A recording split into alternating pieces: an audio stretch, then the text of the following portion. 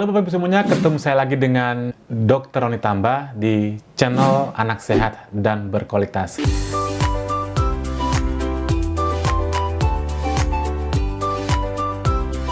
Apa kabarnya Bapak Ibu semuanya? Saya mendoakan agar kita selalu dalam keadaan sehat-sehat saja dan putra-putri kita bisa bertumbuh dan berkembang sesuai dengan potensi genetiknya. Sebagaimana yang sudah saya janjikan dulu, bahwa akan ada beberapa pertanyaan yang masuk ke dalam Instagram saya melalui DM, itu akan saya paparkan materinya. Dan kali ini topik yang akan saya bawakan tentang abon. Karena ada seorang ibu menanyakan, "Dok, boleh nggak sih bayi saya itu diberikan abon sebagai campuran MPASI-nya?" Nah, kali ini kita akan bahas tentang apa saja sih yang harus kita perhatikan ketika memang kita harus memberikan abon pada MPASI bayi kita. Tetapi sebelum membahasnya, seperti biasa, saya ingin mengajak Bapak Ibu semuanya, jangan lupa klik subscribe-nya, like, dan boleh di-share kepada teman-teman yang lain. Bagi Anda yang mungkin saja pertama kali menyimak materi-materi kami di channel Anak Sehat dan Berkualitas. Dan saya mengucapkan terima kasih banyak kepada Bapak Ibu yang sudah rajin menyimak materi-materi kami. Yuk kita mulai pembahasannya. MPASI itu adalah pemenuhan nutrisi dikala ASI saja sudah tidak bisa mencukupi kebutuhan nutrisi bayi. Di samping sebagai pemenuhan nutrisi, sebenarnya makan pada bayi itu adalah proses belajar. Proses belajar mengenal rasa, mengenal tekstur, mengenal yang namanya rasa lapar dan rasa kenyang, dan lain sebagainya. Artinya, jangan semata-mata kita hanya mengenalkan makanan itu hanya untuk memenuhi daripada kebutuhan nutrisi anak. Tapi juga lebih panjang lagi, kita harus membuat dia belajar. Karena kedepannya anak itu supaya terhindar dari yang namanya malas makan, GTM, atau lain sebagainya yang akan membuat masalah berikutnya pada diri kita. Misalnya kalau misalnya target kita itu hanya membuat anak gembul, misalnya gemuk, oke, semua makanan boleh. Tapi apakah nanti kedepannya si anak itu bagus hanya misalnya mengkonsumsi makanan instan? Nah, padahal sebenarnya anaknya sudah setahun masih makanan MPASI fortifikasi yang instan itu, bagaimana anaknya bisa mengunyah? Bagaimana anaknya bisa mengenal berbagai macam rasa dari bahan makanan? Tentu ini juga harus menjadi perhatian kita. Nah, tetapi semua proses itu tidaklah semudah yang kita bayangkan. Tidak seperti membalikkan telapak tangan. Pasti ada tantangan atau sedikit hambatan. Misalnya anak itu sedang sakit, anak sedang GTM, atau ingin berbagai rasa yang harus kita coba pada anak kita. Jadi yang namanya anak itu pasti akan menghadapi namanya rasa kemandirian. Semakin dia bertambah usianya, maka maunya pun akan semakin banyak. Tentu ini akan membuat kerepotan bagi ibu-ibu yang tidak mau mengenal karakter anaknya sendiri. Untuk menghadapi tantangan atau problema dalam makan pada anak kita, maka orang tua, terutama ibu, harus memiliki yang namanya kreativitas dan keinginan yang kuat. Kreativitas artinya ibu boleh mencoba berbagai macam rasa makanan, bahan makanan, bentuk-bentuk makanan, dan keinginan orang tua untuk selalu mencoba. Karena ingat, ketika anak misalnya diberikan makan 1 kali tidak mau, 2 kali tidak mau, mungkin 90 kali tidak mau, belum tentu ke 91-nya tidak mau lagi. Jadi ini butuh yang namanya kesabaran, keinginan yang kuat bagaimana untuk menghadapi tantangan-tantangan tersebut.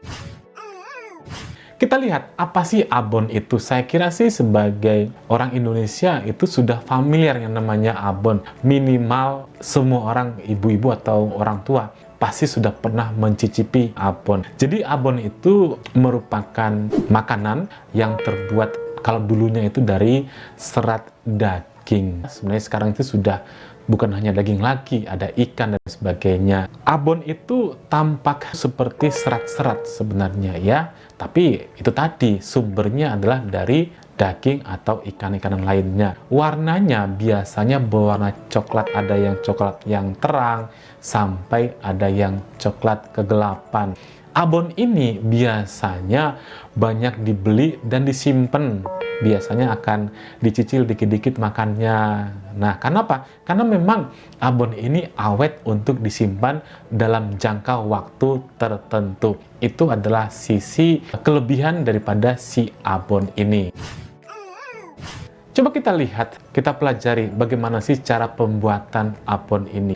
Jadi pertama sekali, potongan-potongan daging yang sudah kecil-kecil itu akan dibumbui dengan garam. Setelah itu dilakukan perebusan dan dididihkan. Nah, setelah itu baru dikeringkan. Butuh waktu 1-2 hari. Lalu pengeringan ini bisa dengan metode macam-macam ya. Salah satunya dengan oven. Kemudian dilakukan sangrai ya. Sangrai itu seperti disuir-suir gitu, lalu dilakukan penumbukan. Nah, saat disangrai itu nanti hasilnya itu ditambahkan dengan bumbu-bumbu penambah rasa. Misalnya gula Jawa, misalnya kecap, atau pemberi rasa pedas dan juga bawang-bawang goreng. Nah, ini merupakan cara pembuatan dari si abon ini. Oleh karena pembuatannya yang lama dan memerlukan yang namanya suhu yang tinggi, ya, di samping suhu tinggi, lama dikeringkan dan sebagainya macam itu, maka ditengarai kandungan nutrisinya tentu akan terpengaruh. Ya, terpengaruh bukan berarti bertambah, terpengaruh berarti berkurang karena proses memasaknya yang sudah memakan waktu yang lama, artinya rantai yang cukup panjang. Alhasil, kebutuhan gizi yang seharusnya didapat si bayi itu menjadi satu pertanyaan, apakah benar-benar tercukupi apabila kita memberikan yang namanya abon ini. Coba kita lihat pada tabel berikut. Saya ambil cuplikan contoh, misalnya abon sapi, abon ikan cakalang, abon ikan tongkol, dan juga abon ayam. Kita lihat misalnya abon sapi. Abon sapi itu dalam satu porsi 33 gram. Sebenarnya kalau misalnya 33 gram itu jangan dibayangkan sedikit. Karena kan tadi dia suwir-suwir ya, serat-serat itu. Nah, sebenarnya itu sudah cukup banyak, misalnya bungkusan-bungkusan kecil. Nah, itu mengandung yang namanya energi total itu 160 kalori. Terdiri dari lemaknya 7,6 gram, proteinnya 9,9 gram dalam 33 gram abon. Bagaimana dengan ikan cakalang? Nah, dalam 100 gram, kurang lebih tadi 3 kalinya si abon tadi yang saya utarakan pada pertama itu ya, energi totalnya cuman 132, artinya ikan cakalang lebih rendah lagi dari segi energinya. Proteinnya 28,2, sedangkan lemaknya 1,29, artinya lebih kecil dia kalorinya. Sedangkan ikan tongkol hampir sama ya, dalam 100 gram, misalnya bungkusan yang 100 gram itu ya, mengandung yang namanya 110 kalori, proteinnya 23,87, lemaknya hanya 0,9 ya, memang berbeda antara ikan dan daging. Abon ayam, satu porsi 25 gram, itu mengandung 110 kalori, lebih tinggi dibandingkan dengan ikan tadi. Lemaknya 5 gram, dan proteinnya 7. Kalau kita lihat sebenarnya kalorinya yang paling banyak itu dari abon sapi, kemudian abon ayam, dan abon ikan-ikanan. Tapi lihat atau kita perhatikan sebenarnya yang namanya abon itu tidak akan pernah dimakan orang hanya abon saja. Biasanya dimakannya cuma sedikit, paling 1 sendok, 2 sendok itu dalam sekali sesi makanan. Ini untuk orang dewasa. Nah, bagaimana dengan bayinya? Tentu akan lebih sedikit lagi. Jadi, bagaimana sikap kita sebagai orang tua? Sikap bijaknya untuk pemakaian abon pada MPASI bayi kita. Oke, kalau misalnya ditanya, boleh nggak sih? Boleh-boleh saja. Tapi sebagai alternatif menu makanan. Dan ingat, hanya sebagai penyedap makanan saja. Jadi yang namanya penyedap makanan atau variasi ini tentu lebih bijak kalau kita kenalkan bukan di awal-awal anak makan, bukan di awal-awal dia mulai MPASI. Karena kalau misalnya dia sudah terbiasa dengan makanan dengan berbagai macam rasa yang sudah enak-enak, misalnya rasa ini, rasa itu, nanti ke depannya dia akan cepat bosan. Berbeda dengan kalau misalnya dari awal dia makan, kita kenalkan rasa makanan memang asli dari bahan makanan itu, nanti ke depannya dia lebih lambat untuk memilih-milih makanan. Kalau misalnya senjata tadi, rasa segala macam itu kita kenalkan pada akhir-akhir, tentu ini akan lebih bagus dibandingkan kalau kita kenalkan di awal-awal MPASI. Jadi ingat, hanya sebagai penyedap makanan saja. Ini merupakan tips yang paling bijak. Kemudian, tips yang lain bagaimana? Lebih baik buat abon sendiri. Ini lebih baik loh ya, tapi kan jarang tuh orang bisa membuat abon. Bukan hanya mungkin tidak bisa, tapi karena lama dan repot tadi, sehingga orang itu biasanya membeli saja produk makanan abon yang sudah dibungkus. Maka kalau misalnya demikian, ya oke, kita harus lebih bijak dalam memilih produk-produk yang berkualitas.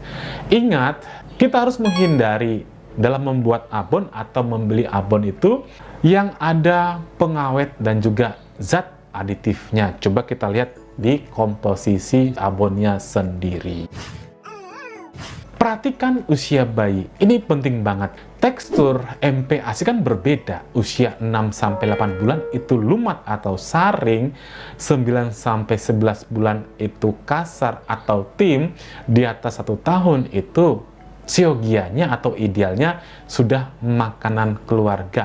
Apabila kita biasanya membeli saja usia 6 bulan, harusnya kan lumat atau saring. Abon kan suwir-suwir tuh. Kalau misalnya usia bayi 6 bulan, tentu harus dilumat juga, harus disaring juga. Karena hati-hati, bisa berpeluang membuat anak resikonya tersedang. Kemudian perhatikan proporsi bahan makanan antara karbohidrat, proteinnya, dan juga lemaknya. Artinya jangan gini, kita kasih bubur nasi, tambah sedikit abon, apa yang didapat? Hanya karbohidrat dan protein hewani, lemaknya sangat sedikit banget. Tapi karena mungkin kita merasa, oh anak saya sudah habis makannya dengan bubur plus abon, nanti anaknya bisa berat badannya tidak naik sesuai dengan kita harapkan. Karena harusnya proporsi daripada bahan makanan MPASI ini adalah 50% itu karbohidrat, kurang lebih 10-20% itu protein, dan sisanya kurang lebih 30-40% adalah lemaknya. Jadi, tips yang berikutnya adalah abon itu jangan menjadi andalan kita. Utamakanlah tadi ya, memberikan bayi makanan atau MPASI yang terbuat dari bahan segar dan bervariasi. Artinya ketika awal-awal itu kita kenalkan memang dari rasa asli dari bahan makanan ini.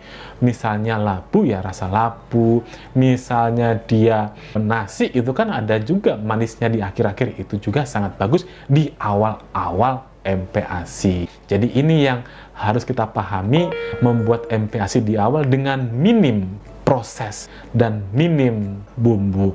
Tujuannya tadi untuk mencegah anak cepat GTM atau cepat menolak untuk makan. Perhatikan komposisi ya, kita harus membuat anak itu benar-benar safe, benar-benar aman dalam segi komposisi bahan makanan yang kita berikan. Apapun deh, mau yang bungkusan atau maupun yang kita beli, kita harus lihat, kita harus jeli, baca selalu komposisinya.